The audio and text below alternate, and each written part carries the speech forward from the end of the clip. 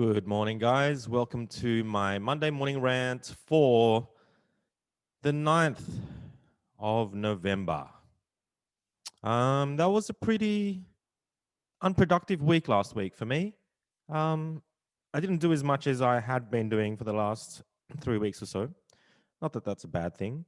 Um, I did a photo shoot with this young guy called Hayne, and he uses film because he's a street photographer, and he uses one of those all-in-one compact, um,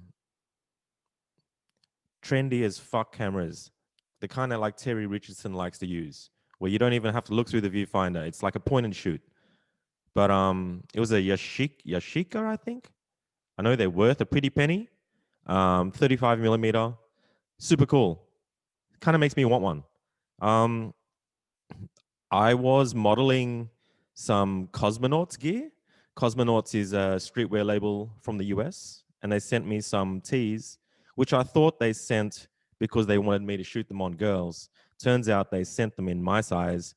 So after checking out their stuff, it looks like most streetwear labels where you shoot it on guys, right? Like with Zen Garage, I always had the concept of shooting the product on girls from the very beginning.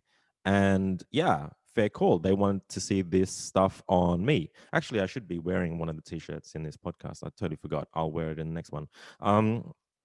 But yeah, it was super awkward. I was nervous the night before the shoot. I was nervous throughout the entire shoot. One cool thing is we shot it at the old Zen Garage, which has changed so much. Like the factory on the right side is all brand new. All the spaces have been done up. So where we moved into a warehouse that was like completely falling apart, it's been split up into multiple warehouses by the looks of it, and it's all been done up.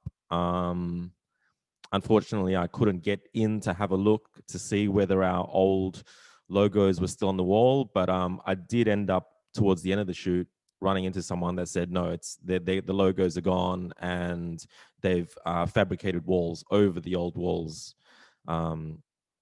So yeah, it's all good. But we shot in and around the complex, and I just could not model. Like, I hate doing shit that I'm not good at. It's just, especially if it's going to go out there in public, like I'd rather I'd rather at least try to get good, and modeling is a legitimate skill.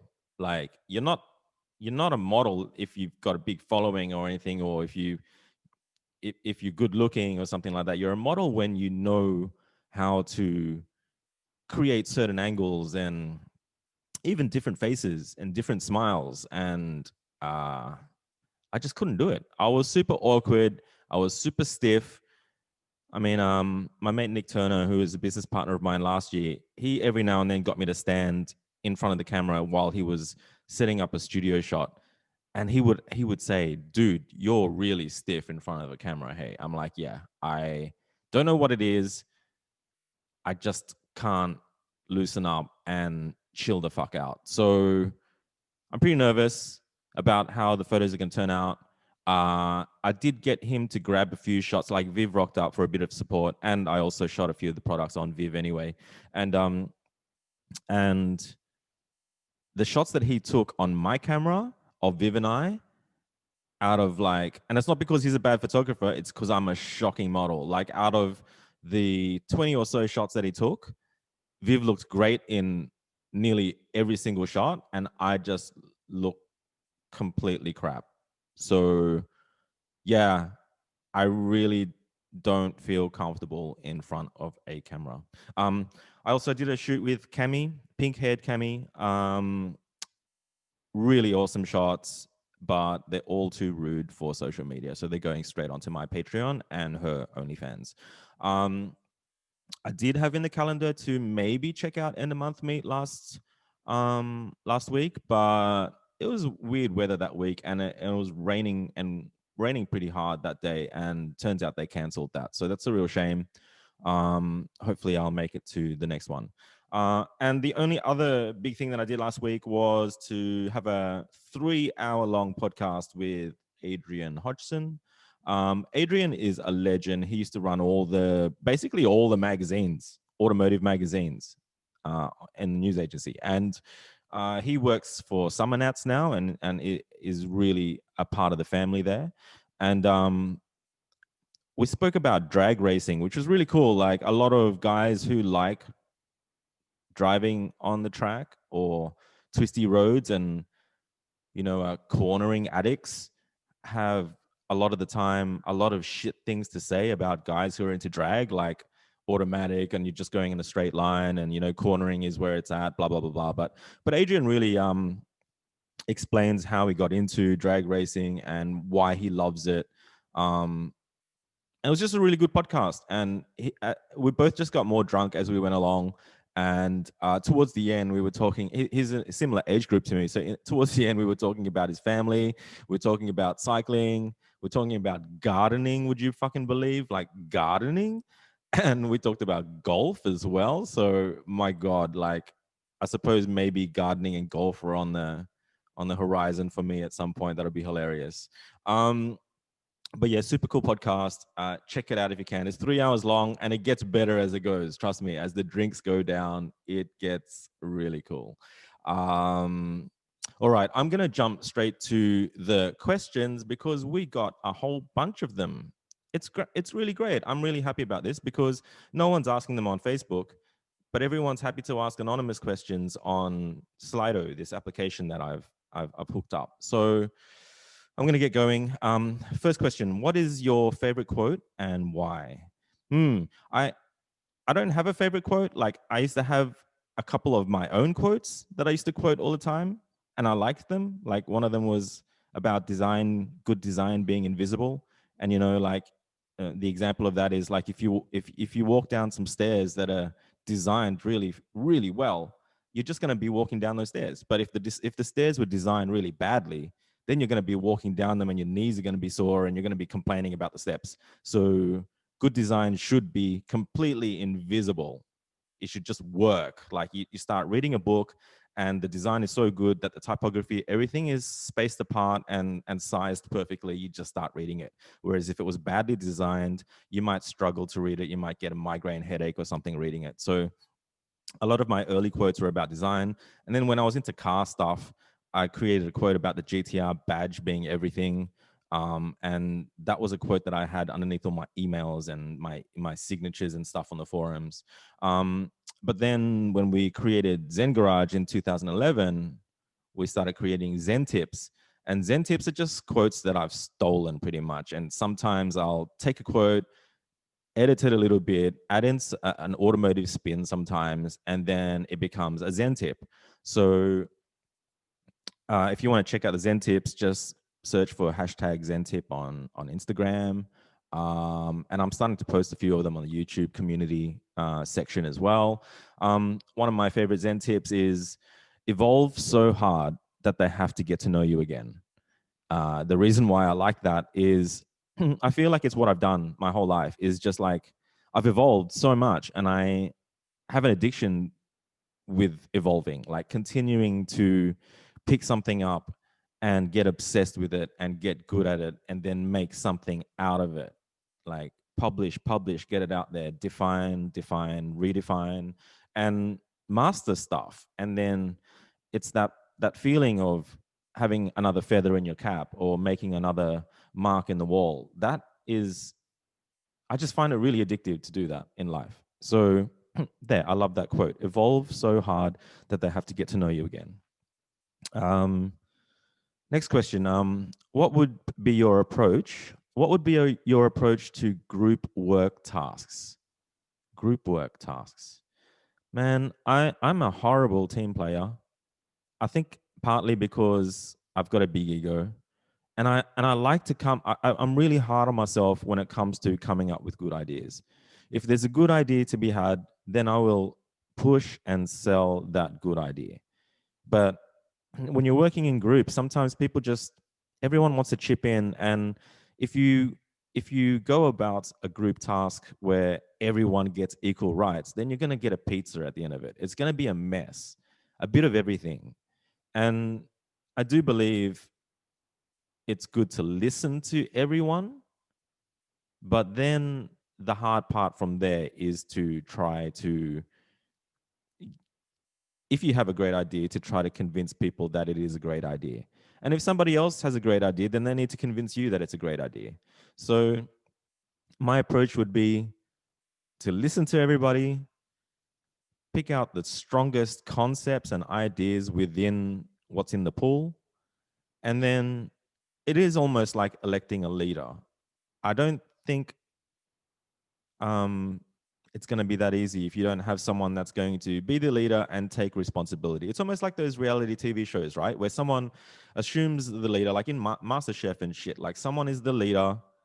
And then if the team loses, then the leader could potentially get kicked out.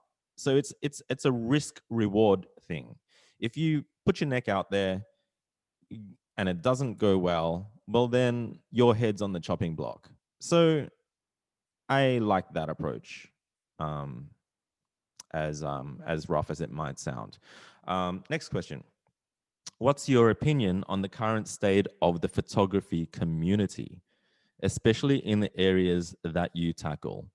I have to ask, like, what photography community? Like, I think there's Facebook pages, last minute pages, but I don't see community in it because I don't I don't look at these people posting on Facebook and then see the work that is attached to the usernames.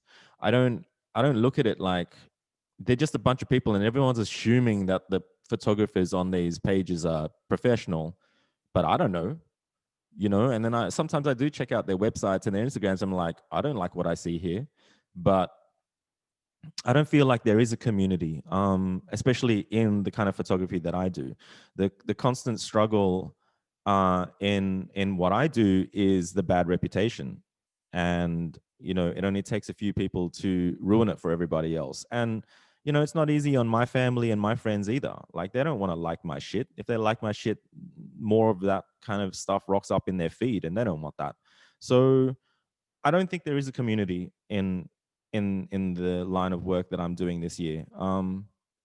And I don't care too much for it, to be honest. Like I'm an open book, so if someone wants to ask me about technical things about my camera and stuff and my setup and stuff, I'm always happy to answer. But I don't particularly hang out at a place where there's other photographers doing the same kind of work, and we all share insights and help each other to grow and stuff like that. I'm not seeing it, and I don't mind either. I don't mind. Next question. What's the condition of the GTR currently, and will it be making a comeback? The condition is that it has not been started up in many years, and that's it. I just need to. I don't even know if it will start, to be honest. I don't know if it's safe for me to start, so I need to figure out how to get it onto a trailer. My street's pretty tight. And once I get it onto a trailer, I'll get it over to Indies at IS Motor Racing, and he'll work his magic and get it running again. Will it be making a comeback? Absolutely. It's just a matter of time. Like I've said it before a few times, but like I often get this kind of question, like, when's the GTR coming back out? And I'm like, man, like it'll come out when it comes out. The best thing about it is that I still own the car. Like if I had sold it, man, it would just be one of those things that every time I thought about the car, I'd be upset about it. So I still own it. I've got plenty of time left, and I know I'll be taking it out, especially to the track, because that's where it belongs. I don't want to take it out just for car meets. You see, I want to take it out to get it on the racetrack and break my PBs, hopefully. Next question: which celebrity would you like to have on the podcast? The only celebrity that comes to mind, and he's not like your traditional celebrity, but it's got to be Joe Rogan, because Joe Rogan has arguably the biggest podcast in the world. And as much as I get a kick out of doing these podcasts and doing the Zen podcasts, I still would like more people to listen to them, because I believe that there's bits of gold in these podcasts and bits of honesty and vulnerability. And I think some people could potentially benefit from some of the topics discussed. So if Joe Rogan was to be on the podcast, I think he would open it up, the channel up to so many more views. And he also seems like a cool dude to hang out with. Like he would probably get me stoned, and I'd probably go green and vomit all over the place. But you know, it's not so much about how awesome he is as an individual. I have to be honest. It would be just to get the views and the hits and get out there, get this podcast out there some more. Okay, next question. I love all these questions, by the way. Thanks so much for sending them in. What are your thoughts on the current New South Wales P plate laws where turbo cars like the 200X SXs are now legal compared to before? Well, they were always legal before. And then, yeah, a shit ton of P platers were crashing them because they're not an easy car to drive on the limit. Like, if you haven't been out to the racetrack, then you're not going to really know its limits. And by the time you hit the limits on the street, it's probably too late, right? Like, so many S15s have been crashed. So many of them have bent chassis. Like, it's ridiculous. Even the S15 we bought for the Need for Speed project was a crashed car. That's why we got it cheap, you know. But what do I think about it? I think P platers have really tough laws as it is. I mean, I think I was only on my Ps for 3 months or something, and then I'd have a full license. But these days, I think it's like 3 years or some shit. So you guys already have it like really hard. So I don't think we need to make it any harder on them. I'm of two minds on this question. I think, yeah, it doesn't make sense for a P plater who's inexperienced at driving to be driving something so powerful and potentially like sketchy and scary to drive. I don't think that makes any logical sense whatsoever. You know, like drive an MX-5 or get an 8.6 or something like that, right? Or a BRZ. Like, great way to learn and not too much power. And you know, like, honestly, you'll learn how to control sideways driving a lot quicker on an underpowered car, in my opinion, than a overly powered car. So yeah, I'm at two minds about it. Like, I don't feel like P platers need to be given a harder time than they already are getting. And at the same time, I think, like, yeah, I would prefer P platers to have underpowered cars. I suppose that bright red P is something just to worry about these days, especially if they're in an S15. Next question. Do you feel Facebook groups have become the shift from forums? Yeah, 100%, man. I think forums are dying. My forums are dead. It's going to be any day now that I'm just going to not pay the bills anymore, because the bills are killing me to run JDMST. And it's such a huge hole in my pocket now, where once upon a time the advertising was paying for the hosting. For the last year or more, or 2 or 3, I don't know for how long, I've just been losing money, and I don't even visit them myself anymore. Like, I think they're a great archive, and that is what's sad about it, is like, forums are great for Google search when you need to find something specific, like a suspension issue or some sort of really specific part issue, or advice and stuff like that. Like, I loved it with forums that you could search for that shit. But it's so sad with Facebook that the wealth of knowledge just goes further down the page and it's gone. So people just keep asking the same questions over and over and over again because they can't search for the answers. So I do believe forums were the best form of creating a community and having an archive of knowledge. And it's a real shame that it's all moved to Facebook, but hey, it's just the way it's going. And, you know, it is what it is. What can you do about it? So yeah, I do believe that they have, and I don't think it's a good thing. Next question. Do you meditate? I do not. I think meditation is something that I've always been interested in. In my head, it's always been such this high level fucking thing. And, you know, last year I tried to meditate and had a friend come over and try to help me meditate. And I started to realize that I had hyped up this magical thing in my head to such a next level that I started to realize that it's not so hardcore and next level. Like the small steps it takes to find that moment of peace, um, it's all quite logical actually, and I like it. But I also, it's like I haven't got the care for it. Like finding little pockets of censoring yourself by taking deep breaths and kicking out all your worries and all your the issues that you have at the moment. I don't find that a way of fixing those issues. I find it a way of escapism, and I'm not the kind of person that likes escapism. I try to resolve shit so that I don't have to think about shit anymore, and so that I can just think about stuff that is positive and that is going to get me to make another mark on the wall and do stuff, you know, like rather than having to center myself to cut the noise out. I'd rather like bring on the noise, but make sure the noise is the right kind of noise, the right signal, you know? So yeah, I don't know if meditation is for me, but I'm not gonna say never.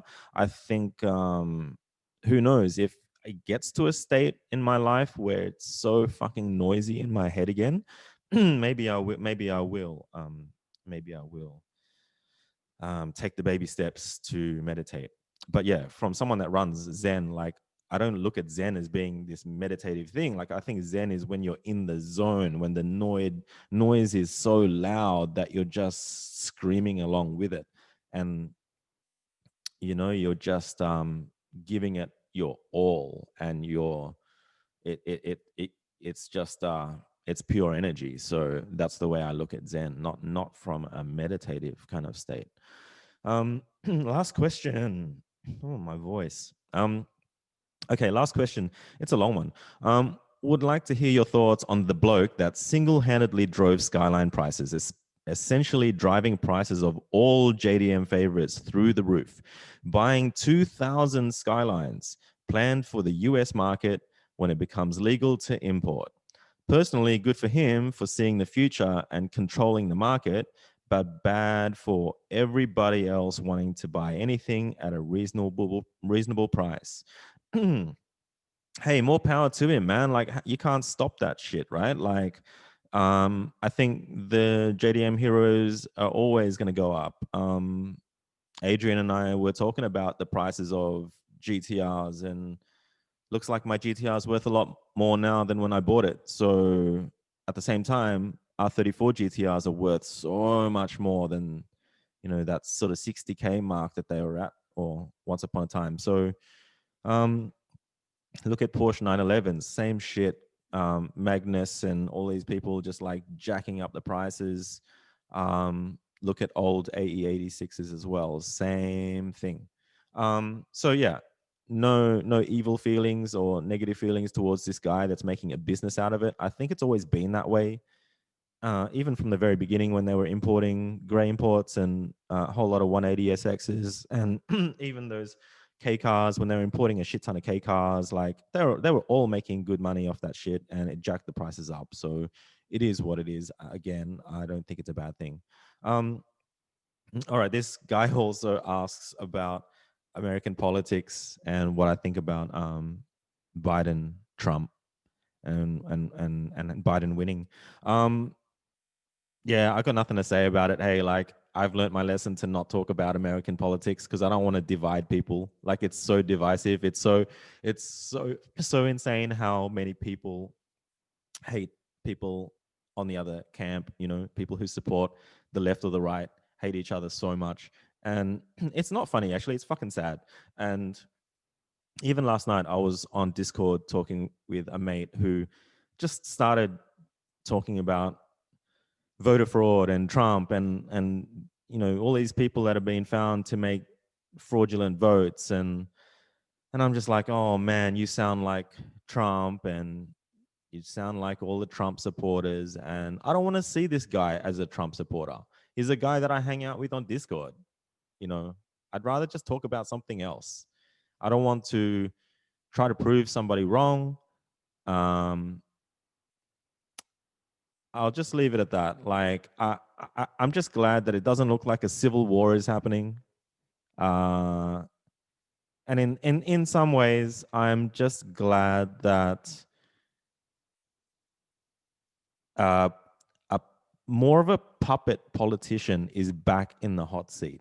Like Trump was nothing like your typical politician that's like usually just a puppet kind of guy, like just a face and a voice. Trump is like a troll, a comedian. He's hilarious. I reckon he could do a comedy show, that guy, and people would laugh and listen to him. He's got this celebrity status, and he, even when you read his tweets, there's spelling errors in his tweets. I mean, you're the fucking president of the United States and no one is spell checking your shit. Like, it is so next level that it just doesn't make sense. Like, in some ways, Biden is more your typical sort of puppet politician, and I think things are going to go back to normal again. I think this huge divide might actually die down, and I think America might be able to find a little bit more peace, which I really hope so. So that's all I have to say on it. Um, that's it. That's all the questions, guys. That was fucking awesome. Thank you so much for sending those in. This week is also a fairly quiet week for me. I have a podcast with Jasper Valance. He's a guy that I've known for as long as Zen Garage has been around. Actually, he walked into Zen Garage one day, and um, he's a really open-minded guy. He's super spiritual, and I really know that a whole lot of people, especially in the automotive community that I know, would be like, "Oh my god, those spiritual types and those yogis and people who are chasing, you know, finding your purpose in life and all that kind of heavy spiritual hurdy-gurdy kind of huge topics and stuff." But he is that guy, and I'm going to get him on because I have a lot of questions for him. And who knows where that conversation will go. I just want to make sure that I don't come across as someone who's anti and someone who's picking on him. Like, I just want to make sure I listen to him, and try to get down to understanding where his head is at. So yeah, that's tomorrow. Um, and the only other thing, I'll be releasing those photos that Hayne took of the cosmonaut shoot. As embarrassing as it's going to be with having me as the focus of some of those shots, I'm just going to do it. I trust him. Um, if he thinks they're good shots, then I'm just going to go with that. And also, yeah, the boys are playing Destiny 2 again, which is weird because I haven't been gaming at all. Uh, I've been doing more of this kind of stuff and being more productive than actually gaming. But because they're buying the next DLC, which comes out in a couple of days, I'm probably going to buy it as well. I'm going to treat gaming really differently this time around. Like, I'm usually that guy that grinds so hard to get the items that are so hard to get so that I can show that shit off in front of everybody when I'm in social hubs in the game, And I always want to be at the maximum level that you can possibly be at. And I used to brag about it. And this time around, I am not going to do that. I am going to be a casual gamer, not a hardcore gamer. So that should be good. I'm looking forward to that. But that wraps it up. I hope everyone has a good week. I shall see you guys in the next one. See yous.